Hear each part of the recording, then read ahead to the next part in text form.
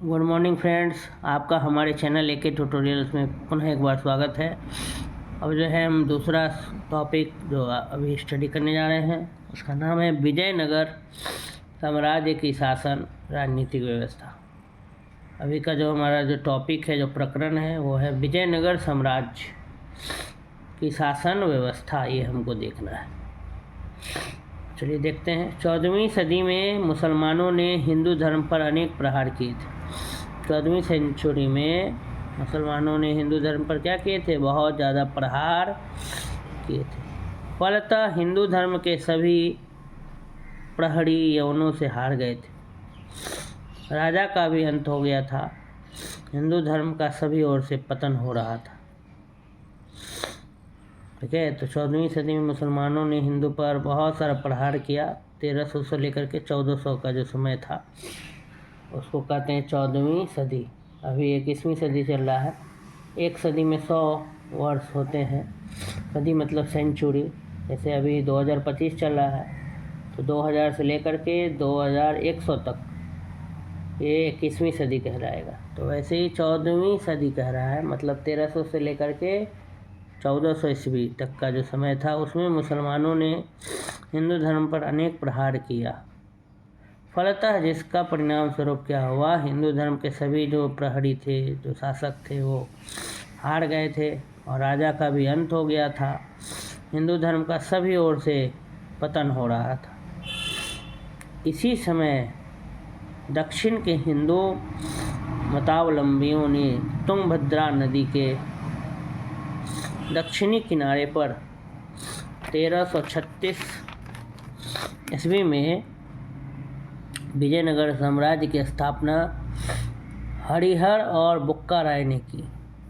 जब मुसलमानों का क्या हो रहा था, अटैक हो रहा था, राजा जो है हिंदू धर्म के सभी लोगों का पतन हो रहा था, लोग जो है हार रहे थे, तो इसी समय दक्षिण के जो हिंदू मानने वाले थे, मतावलंबियों, हिंदू के मत को मानने वाले, वो जो थे तुंगभद्रा नदी के, तुंगभद्रा एक नदी का नाम है, तो तुंगभद्रा नदी के दक्षिणी किनारे पर 1336 ईस्वी में विजयनगर साम्राज्य की स्थापना हरिहर और बुक्का राय ने की।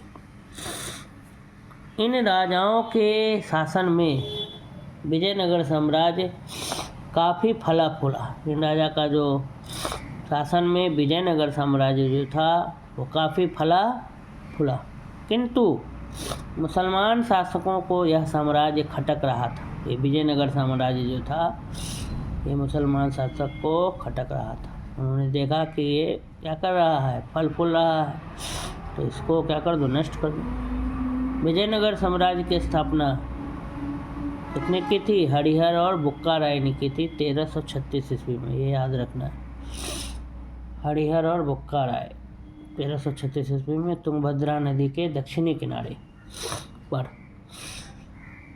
तो जब मुसलमानों ने देखा कि ये विजयनगर साम्राज्य क्या हो रहा है, फल फूल रहा है, तो अतः इसलिए तालकोट के मैदान में उन्होंने 1556 ईस्वी में विजयनगर साम्राज्य के राजा सदाशिव राय से युद्ध किया, जिसमें इनकी बुरी तरह हार हो गई और विजयनगर साम्राज्य का क्या हो गया, पतन हो गया।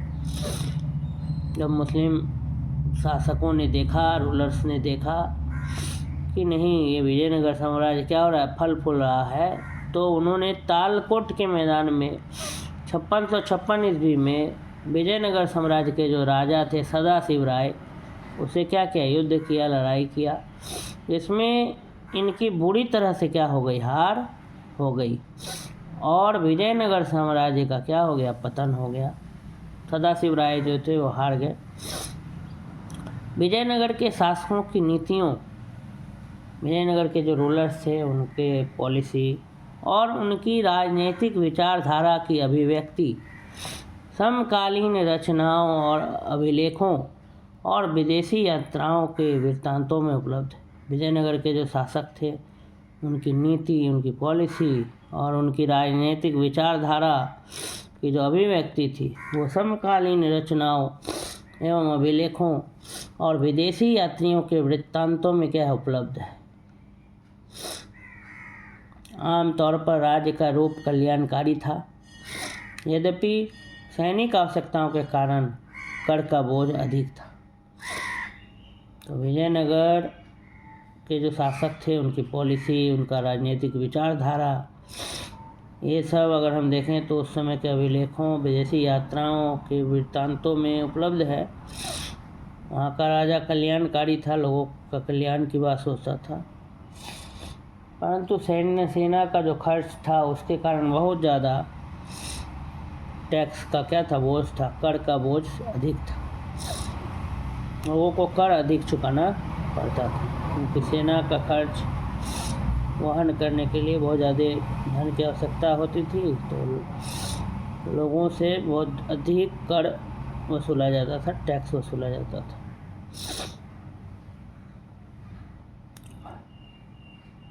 कृष्णदेव राय की रचना आमुक्त माल्यदम में राजा के कर्तव्यों और आदर्शों की व्याख्या की गई।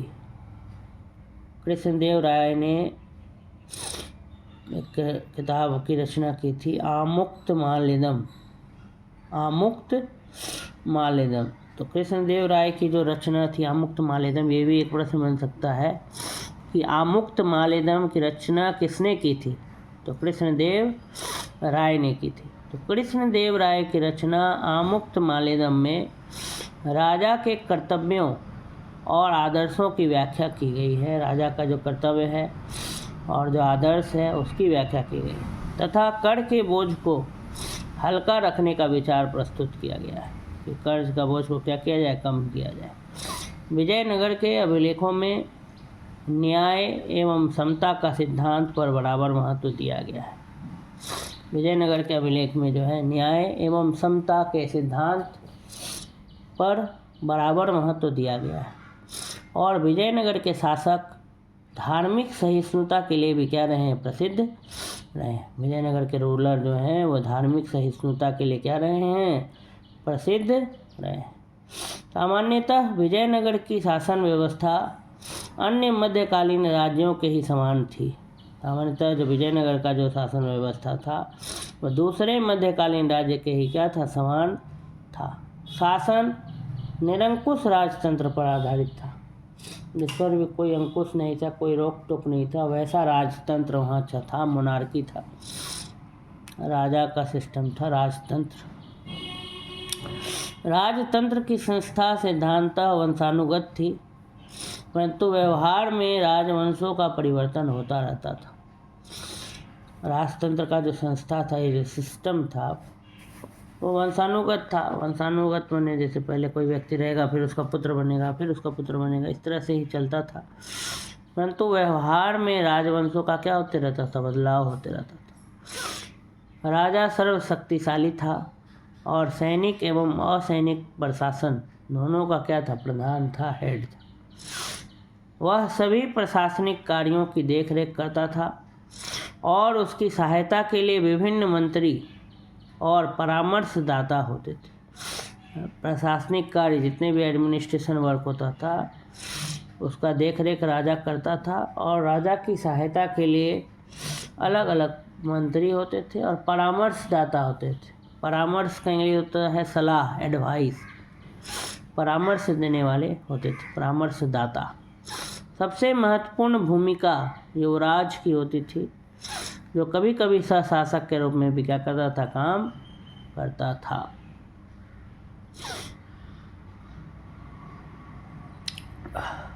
युवराज का भूमिका सबसे महत्वपूर्ण माना जाता था, क्योंकि वो कभी कभी रूलर के साथ सह शासक के रूप में भी काम करता था। अल्पायु शासकों के लिए, जो उनकी उम्र कम थी, संरक्षकों की नियुक्ति की व्यवस्था थी। केंद्रीय प्रशासन सुव्यवस्थित था और एक संगठित सचिवालय के नेतृत्व में क्या करता था, काम करता था। प्रशासनिक कार्यों को चलाने के लिए और राजा को सहायता देने के लिए एक राज परिषद होती थी। इसके सदस्यों में प्रांतपति, अधीनस्थ सामंत, शक्तिशाली नायक और व्यापारिक निगमों के प्रतिनिधि आदि सम्मिलित होते थे, जो राजा की नीति निर्धारण में परामर्श देते थे। प्रशासनिक कार्यों में राजा परिषद से सलाह ले सकता था, किंतु इसे मानना उसके लिए अनिवार्य नहीं था। वो सलाह लेकर के फिर अपने से विचार करके निर्णय लेता था। प्रशासनिक अधिकारियों में प्रमुख व्यक्ति सभा नायक था, दूसरा अधिकारी दंड नायक था। तो बहुत सारे अधिकारियों की नियुक्ति की गई थी उस वक्त। तो प्रमुख व्यक्ति, प्रशासनिक अधिकारी में जो प्रमुख व्यक्ति थे वो सभा नायक थे, और जो दूसरे अधिकारी थे उनका नाम था दंड नायक। इन दोनों के अतिरिक्त अनेक कार्यकर्ता थे, जिनमें कोषाध्यक्ष, मुद्राकर्ता, व्यापार का निरीक्षक, सेनापति, न्यायाधीश, पुरोहित, ज्योतिषी, ये सब अलग अलग क्या थे, व्यक्ति थे।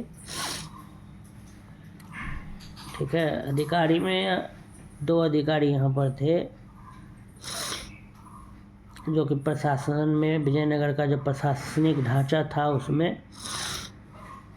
प्रमुख व्यक्ति थे सभा नायक, और जो दूसरे अधिकारी थे दंड नायक। इन दोनों के अतिरिक्त अनेक कार्यकर्ता थे, जिसमें कोषाध्यक्ष, मुद्राकर्ता, व्यापार का निरीक्षक, सेनापति, न्यायाधीश, पुरोहित, ज्योतिषी, ये सब होते थे।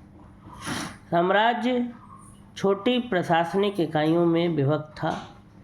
सबसे बड़ी इकाई मंडल कहलाती थी, जो प्रांत के समतुल्य थी। मंडल का प्रशासन 3 रूप में संगठित था: प्रांत पतियों के अधीन, करद राजाओं के अधीन, सेना नायकों अथवा पलेगारों के अधीन। हर रूप में प्रांतीय शासकों को प्रभावशाली स्वायत्तता प्राप्त थी। उसे राजा को निर्धारित समय पर कर प्रस्तुत करना अनिवार्य था। कर का मतलब टैक्स लेना अनिवार्य था। इसके बदले में वह प्रशासनिक कार्यों के संचालन में स्वेच्छा से निर्णय ले सकता था। मंडलों का विभाजन नाडु, जिला और स्थल अनुमंडल के स्तर पर था, जो नगरों और गांवों में क्या थे, बटे थे, विभक्त थे। सामान्यतः केंद्र सरकार प्रांत के प्रशासनिक मामलों में हस्तक्षेप नहीं करती थी, इंटरफेयर नहीं करता था केंद्र सरकार। लेकिन यदि प्रांतीय गवर्नर और उसके अधिकारी लोगों का शोषण एवं दमन करते थे, तो केंद्रीय सरकार हस्तक्षेप करती थी। अत्याचार करने वाले शासकों को राजा दंड देता था या पदच्युत करता था, पद से हटा देता था। नायकों को प्रांतीय आय व्यय का विवरण केंद्रीय सरकार को क्या करना पड़ता था, देना पड़ता था कि कितना खर्च किए, कितना इनकम आया, आय व्यय, इनकम कितना आया, खर्च कितना। प्रांतों में कानून तथा व्यवस्था बनाए रखना प्रांतीय गवर्नर का प्रमुख उत्तरदायित्व था। प्रांतों के गवर्नरों की कुल आय का 1/3 भाग केंद्र सरकार को प्रतिवर्ष भेजना पड़ता था। राज्य के नियंत्रण के बावजूद प्रांतीय गवर्नर वस्तुतः स्वतंत्र आचरण करते थे। राज्य का जो नियंत्रण था, उसके बावजूद जो प्रांतीय गवर्नर थे वो स्वतंत्र रूप से क्या करते थे, आचरण करते थे। इस तरह से हमने देखा विजयनगर साम्राज्य की जो प्रशासनिक और राजनीतिक व्यवस्था थी, उसको हमने डिस्कस कर लिया। अगर आपको मेरा ये वीडियो पसंद आया तो लाइक करना ना भूलें, लाइक करें और सब्सक्राइब ज़रूर कर लें, जिससे कि आपको हमारे सभी वीडियोज़ मिलते रहे समय पर। धन्यवाद।